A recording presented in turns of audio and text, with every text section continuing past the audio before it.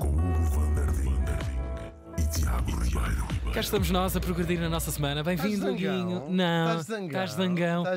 Mais um desenho que vai nascer na próxima Como é que estão os teus bonsais? Os teus bonsais não... Não está numa época fixe, não é fixe esta época. Passou o verão, ficaram assim muito tortos e agora vem o outono, vão adormecer até à primavera. Olha, hoje vou só lançar aqui o Réptil, mas depois devemos de falar mais disso. O nosso, bem, tornou-se amigo Ivo dos bonsai, da Bonsai Teca. Está no Japão e está a fazer um curso.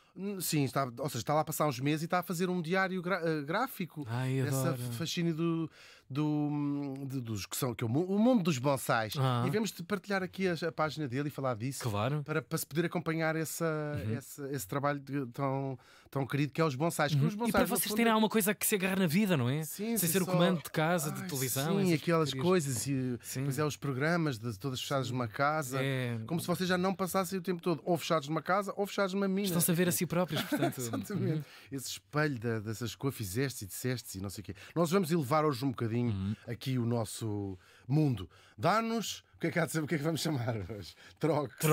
Dá-nos troll. Dá-nos troll. Vamos trollar quem hoje? Não vamos trollar ninguém. Isto vai ser a sério. Vai ser, é uma belíssima música já. Talvez alguns ouvintes até a reconheçam de um filme que viram por aí. Porque neste dia estávamos em 1931. 31. No ar. Mandas tu uma linha. Fiz duas linhas. Uma para ti, outra para mim. Como se dizia nos anos 30, como dizia a minha avó. Se as nossas duas avós tivessem sido amigas, qual delas é que faria as linhas aqui nos anos 30? E morria em Dresden, na Alemanha, aos 48 anos, numa vida... Novocídia, é verdade. Falamos da pintora dinamarquesa Lili Elba. Mas primeiro vamos ter que falar do que poderemos chamar outra pessoa. Falamos de um homem chamado, ou de um rapaz quando nasceu, não é?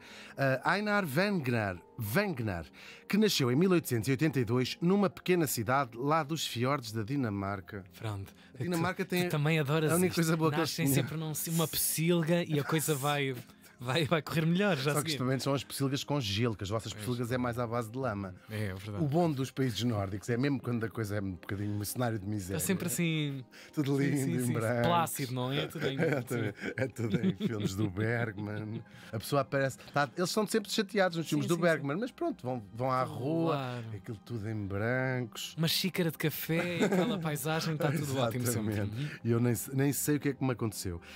Se quiserem saber como é que se diz Lobelho do Mato em dinamarquês, chamava-se a cidade onde ele nasceu Velha. Eu não sei como é que eles pronunciam isto. A única coisa boa, dizia eu, da Dinamarca era a Rainha Margarida, também já correram com ela. Já se despediu e passou o testemunho ao filho. Sigam as redes, eu por acaso sigo as redes. Nós sabemos sociais. A tua crónica, mensagem de ano novo. Exatamente. Sabemos, é um clássico da internet. E tem uma vida tão aborrecida. Já não há reis como havia antigamente. Foi a um concurso de vela, o filho lá fez 18 anos, deram um jantar, depois está lá a mulher sentada. Enfim, já não se faz pequenas, não é? Margaridas, já não se fazem essas coisas.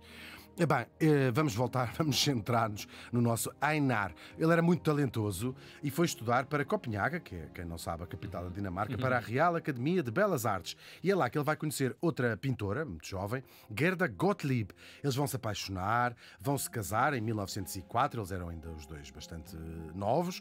Depois resolvem correr a Europa, eram ambos bastante talentosos, a ver se encontravam um sítio a que chamar casa. Um lugar ao sol. Um lugar ao sol, exatamente. Fugir da Dinamarca à procura de um lugar ao sol. Estiveram em Torremolinos, estiveram na Cova do Vapoeiros.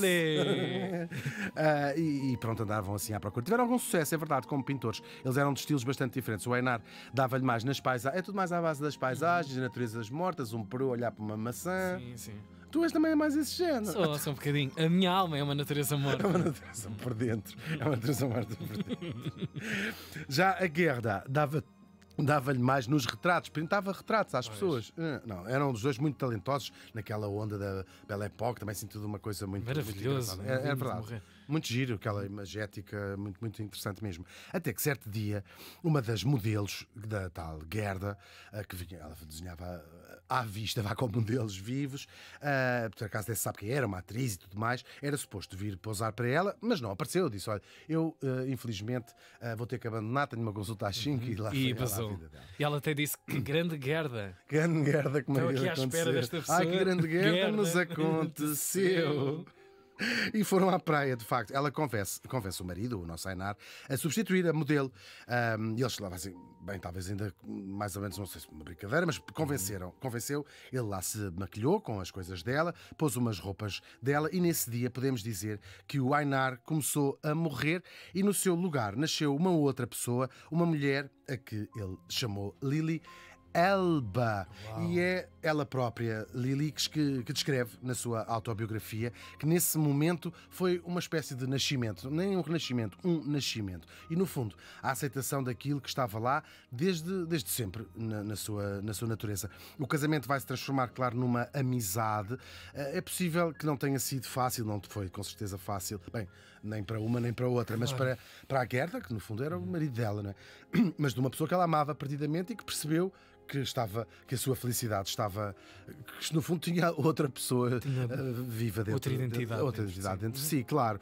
A Lily, no início, só aparecia às vezes. Elas criaram uma personagem, esta personagem, que era quase muito o oposto do marido da Gerda. E o que é que eles faziam? Ou o que elas faziam? Apresentava aos amigos e até a alguns parentes. A Gerda é uma prima do uma nova pessoa, sim, uma nova uma pessoa prima que entrou, que não sabiam quem era, ou seja, aquilo era quase claro. eram parecidos fisicamente, com certeza, não é? Pois a cara Daí era muito semelhante. Sim. Era a mesma. E depois resolvem mudar-se para um sítio onde ninguém os conhecia. Vão para Paris e a Lily pode finalmente existir verdadeiramente no mundo com a sua identidade. É preciso um nível de amor, imagino. Sim, esta é uma história de amor muito, sim. bem dos dois lados. Sim, Claro, é toda uma história mesmo. muito bonita e acompanharam-se bastante. Praticamente até ao final da vida. Já lá chegamos a essa parte. Só que havia qualquer coisa dentro da Lilia, deste seu mundo e desta sua identidade, que não estava completa, porque o seu corpo não se conformava com a sua identidade. Aqui vamos abrir um parênteses, porque é uma questão que nós todos somos muito ignorantes em relação a estas coisas, claro, porque estamos a falar de pessoas, não é? E para explicar esta questão que é sempre complexa e como às vezes as lemos em certos livros ou vemos em certos filmes, vamos falar de uma realidade que, claro, estamos nos anos 20 e anos 30, era desconhecida.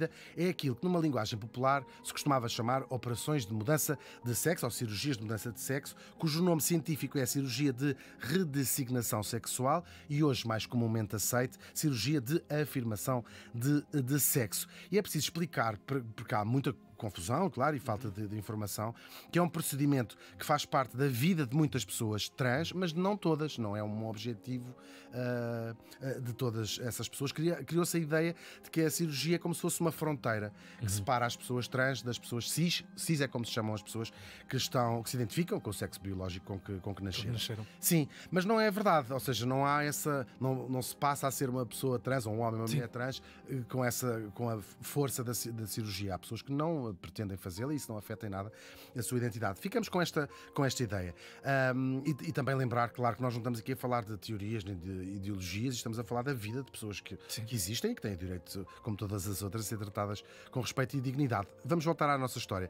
Agora, para a nossa Lily, isto era uma questão fundamental esta ideia de ter o seu corpo como consonante com a sua identidade de género. Só que este tipo de cirurgias era um campo completamente novo, não se fazia, não existia, não havia nada, não havia nada no mundo, pelo menos no mundo ocidental que se conheça. Fazer uma viagem com 100 anos. Com 100 anos, sim, estamos nos anos 1930, precisamente. Portanto, não sei se anos séculos, não é? Sim, mas é uma viagem mesmo muito, sim, medicamente. Claro, era assim uma coisa, não, as pessoas não.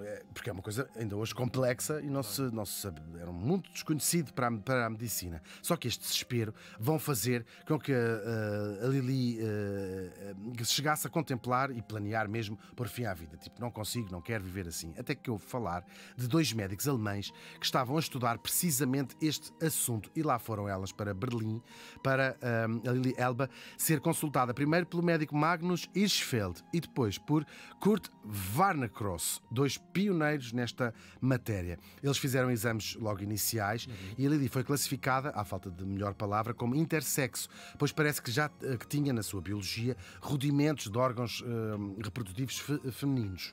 Não se sabe Credo, engoliar. Não se sabe ao certo porquê, porque esta ficha clínica, tudo o que estava, esta documentação estava em Berlim e, como sabemos, nos anos 40, Berlim passou por uma fase muito complicada da sua história. Em termos de arquivamento de documentos. Sim, e de facto foi tudo destruído. Pois. E, portanto, o que fica já é coisas das suas memórias e alguma informação em segunda mão. A primeira operação correu bem e a Lili torna-se uma sensação na imprensa alemã e dinamarquesa. Esta história correu vazou publicamente, ok? Vazou, sim, tornou-se uma personalidade, sim. É o primeiro caso documentado de uma operação deste género.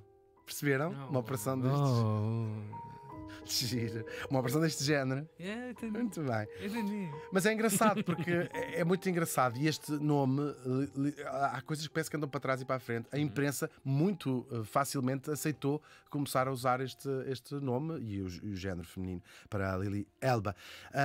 E pronto, e graças a esta operação, Lili pôde alterar o seu nome e o seu género em vários documentos oficiais e ter um passaporte novo também. Só que antes disso teve de anular o seu casamento, pois não seria casada como uma mulher, uma vez que agora tinha nos seus documentos também como mulher. E é aqui que as duas se vão separar. É o fim desta relação, verdadeiramente. A Gerda vai ainda casar mais tarde com o italiano, depois também se divorciou, e a Lili vai começar uma relação com um francês, um marchand d'arte francês, com quem queria casar e ter filhos. E claro, como isto era um campo tão novo, os médicos disseram, se calhar é possível, podemos fazer um transplante de um útero, vamos tentar fazer isso, se calhar é uma possibilidade da ciência. Claro, esta última operação, no entanto, não correu bem e ela morreu de uma paragem cardíaca 3 meses depois, tinha, como dissemos, 48 anos. Depois ela escreveu, há uma biografia que ela tinha escrito a meias com um jornalista amigo dela, chamada De Homem a Mulher, estou aqui a traduzir para português, e vai ser publicado logo no ano a seguir, 1931, e foi uma verdadeira sensação.